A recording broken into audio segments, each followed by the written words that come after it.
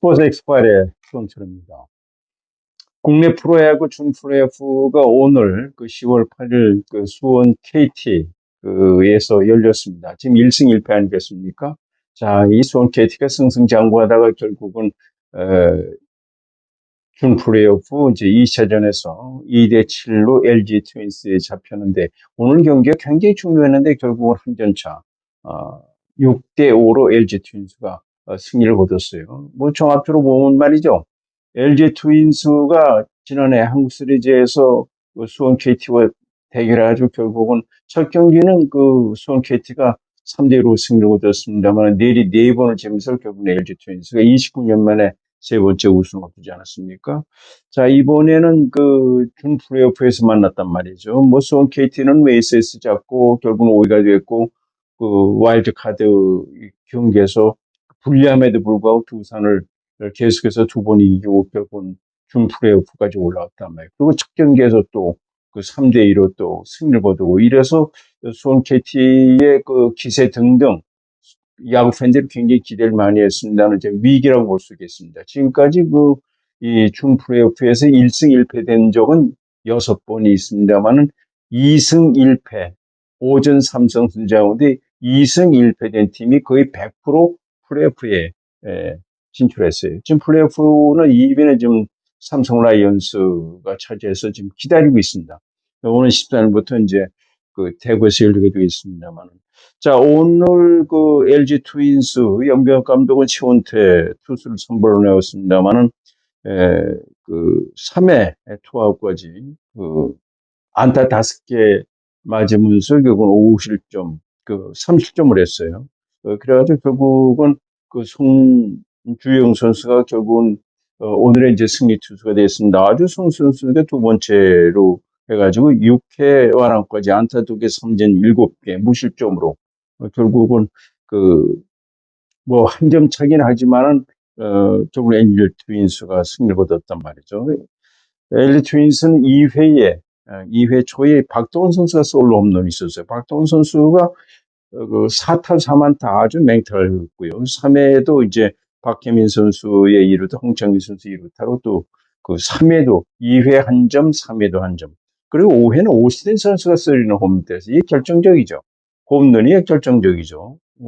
오스틴 선수가 4타수 2안타에 3타점, 쓰리는 홈런이 굉장히 컸습니다. 오스틴 선수가 아주 그냥 4타수 2안타에 홈런까지 때렸으니까요. 그 다음에 6회에 이제 홍창희 선수의 희생 프라이로 결국은 1점. 그래서 6점을 빠냈어요. 반면에 LG 수원 KT는 벤자민 선수를 갖다가 선발로 내세웠단 말이죠. 이제 이강철 산행타입 말이죠. 그런데 뭐 5이닝 동안 홈런 2개 맞고요. 그다음에 5실점을 했단 말이죠. 결국은 뭐 패전 투수가 되고 말하는데, 자, 이래가지고 결국은 수원 KT는 2회에 김상수 선수고 배정대 선수의 안타로 2회 한 점을 뽑아냈어요.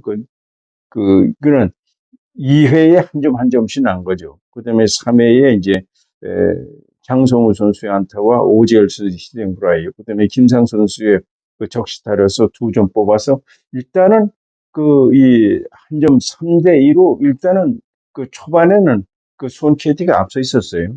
그런데 결국은 수원 LG 트윈스가 이제 5회 이제 3런 홈런 오스틴 선수를 뺏기고 말이죠. 그리고 나서 9회 말에 사실은 수원 KT가 배정태 선수의 2점짜리 홈런이 있었고 바짝 한 점 차까지 따라붙었습니다만 결국은 고비를 넘기지 못하고요. 결국은 LG 트윈스가 승리를 거뒀단 말이죠. 6대5 한 점 차. 아, 역시 홈런이 큽니다. 오늘 뭐 수원 경기장에는 17,600장이 시작 몇 시간 전에 다 팔렸고요. 그래서 지금까지 포스트 시즌 5경기에 11만 2,600명이 들어왔어요. 5경기. 뭐 날씨도 좋고 말이죠. 아주 경기도 아주 정말 재미있지 않습니까? 따끈따끈하다 보니까 말이죠. 결국은 프로야구, 프로야구 720경기 정기 시즌에 벌써 1,000만 관중이 이 야구장을 찾았잖아요. 뭐 엄청난 수익을 좀 KBO가 얻고 있는데. 자, 이래서 이제 내일 그 3차, 4차전이 여기입니다. 4차전인데 이강철 감독은 이 선발 투수로 쿠에바 선수를 내세웠어요. LG전에 9경기 나와서 4패. 아유, 예, 9점을 주었네요. 좋지 않습니다. LG 트윈스의 영병 감독은 앤스 선수를 선발로 내세웠습니다. 지난 5차, 이, 5일에 1차전 경기에 나왔죠. 나와가지고 6회 완화고치 던졌습니다만은 안타 5개, 삼진 6개, 30점 한 적이 있습니다. 자, 내일은 또, 10월 9일 한글날이다 보니까 말이죠. 자, 내일 KT와 LG의 격돌. 지금까지 뭐, 우리나라 프로야구를 보면은 2승 1패 한 팀이 거의 이제 플레이오프에 진출한 걸로 되어 있습니다. 그것은 뭐 어디까지나 참고 자료일 뿐이다. 이렇게 볼 수가 있겠습니다. 뭐 하여튼 야구가 재밌네. 한 점 차. 홈런도 이제 뭐, 어, 그, 네 개씩 이제 나오고 말이죠. 자, 세 개죠, 세 개. 박동원 선수의 2회가 있었고, 또 5회에 오스틴 선수의 석점짜리 홈런이 있었고요. 그 다음에 이제 수원 KT는 이제 배정대 선수의 9회 2점짜리 홈런. 여기에서 아주 뒤집나 하는 거 했습니다만 결국은 뒤집질 못하더라고요. 하여튼 수원 KT가 야구 팬들의 기대를 많이 가졌습니다. 근데 과연 내일 이 4차전에서 이기고 마지막 5차전까지 갈 것이냐. 이것이 야구 팬들의 최대 관심이 아닌가 이렇게 생각이 됩니다. 자, 이제 축구 팬들뿐만 아니라 스포츠 팬들의 최대 관심은 오는 10일 밤 11시에 우리나라 시간으로 현지 시간은 이제 5시에 열리는 2026년 북중미 월드컵 축구 미국, 캐나다, 멕시코에서 열립니다. 여기서 열리는 아시아 3차 예선 우리가 B조 18개 팀이 세 개조로 나눴어요. 그러니까는 6개 팀씩에 한 조에 들어가가지고 홈앤드 어웨이어 10경기에서 상위 두 팀이 이제 본선에 진출하는 그로 되어 있어요. 아시아에서는 4.8장에서 8.5장으로 결국은 늑장이 늘어났습니다만은 자, 홍명보 감독이 이끌어 우리나라 축구 대표팀이 이제 어제 모두 암만에 모여가지고 발을 맞췄습니다. 근데 다다시피 이제 손흥민 선수가 이제 왼쪽 허벅지 근육 햄스트링 때문에 이번 이 요르단전하고 그리고 이라크 이제 15일에 우리나라에서 와가지고 저녁 8시에 용인에는 미루 스타디움에서 열리게 됩니다만은 제일 중요한 것이 이제 10일 목요일 그러니까 모레 밤 11시에 열리는 요르단과의 이 3천 우리가 팔레스타인한테는 우리가 0대1로 비겼고 오만한테는 우리가 3대1로 이기지 않았습니까? 요르단이 지금 B조에서 이 우리나라하고 요르단하고 이라크가 똑같이 1승 1무입니다. 그러나 이제 골 득실 다득점하다 보니까 요르단이 지금 1위고 우리가 2위입니다. 다득점에서 요르단이 4골이고 우리가 3골 이렇게 돼 있어요. 자, 그런데 지금 손흥민 선수가 빠져 있고, 그리고 이제 황희찬 선수가, 지금 울버햄튼에 뛰고 있습니다만 썩 좋지 않단 말이죠. 이런 점에서 홍명보 감독의 선수 라인업을 어떻게 짤 것이냐. 이것이 고민입니다. 손흥민 선수가 빠져 있죠. 황희찬 선수가 좋지 않죠. 손흥민 선수 대신에 이제 마인스 뛰고 있는 홍석천 선수를 선발을 하고 있습니다만은 어떤 라인업으로 어떤 전술을 할 것이냐. 이것이 이제 최대 관심인데, 이런은 마찬가지입니다. 우리나라는 주장인 손흥민 선수가 빠져 있습니다만은 공격의 핵심이라고 하는 라이마트라는 선수가 이제 갈비뼈가 문제가 있었지만은 대표팀에 선발이 돼 있어요. 그리고 이제 프랑스 몽펠리에 뛰고 있는 알타마렌 선수가 있습니다. 이 선수는 발목 인대가 파열됐는데 그래서 부상의 정도가 어느 정도는 모르지만은 제외되지 않고 26명의 명단에 들어가 있어요. 그럼 과연 그 선수들이 출전할 것이냐? 뭐, 그 암만에서 열리는 우리나라도 이제 요르단에 우리나라로서는 이제 원정 경기가 되겠습니다. 2만 5천 명장이 다 매진이 됐고요. 뭐 그럴 수밖에 없잖아요. 우리가 지난 2월에 그 카타르에서 열렸던 아시안컵에서 요르단한테 우리가 0대로 졌잖아요. 크리스만 감독이 그래서 전격 해임되고 말이죠. 우리가 사실은 아시안컵에서 64년 만에 우승을 노렸습니다만은 복병인 요르단한테 졌단 말이죠. 어떻게 보면 복수전이라고 볼 수 있겠고요. 홍명보 감독으로서는 굉장히 중요한 경기입니다.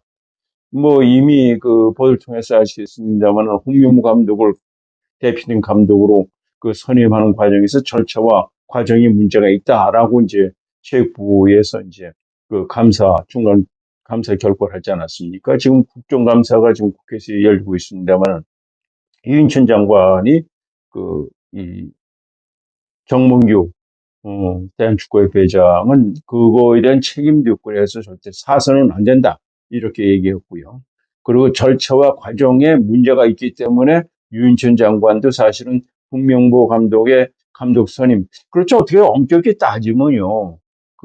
이 자격이 없는 사람이 전력강화위원장이 되고 또 그 전력강화위원들의 동의를 받고 또 이사회를 거쳐야 된다. 전력강화위원회라는 것은 추천만 할 수 있는 권한인 거란 말이죠. 그런데 정몽규 회장이 결국은 이임생 기술총괄이사, 결국은 이임생 총괄이사가 결국은 이 사퇴를 했죠. 그만뒀죠. 하여튼 그 과정이 공정치 않다는 것이 이제 이 감사에서 드러났단 말이죠. 그러다 보니까 윤 전 장관이 그 자격이 없는 사람이 그 절차가 잘못됐다. 그렇다면 감독도 이거 다시 해야 되는 거 아니냐. 그렇게 얘기했습니다만 여러 가지로 봐가지고 좀 월드컵 축구 예선전도 있고요. 이런 상황이니까 지금 계약은 무효가 아니다. 이렇게 얘기를 한 과정이란 말이죠.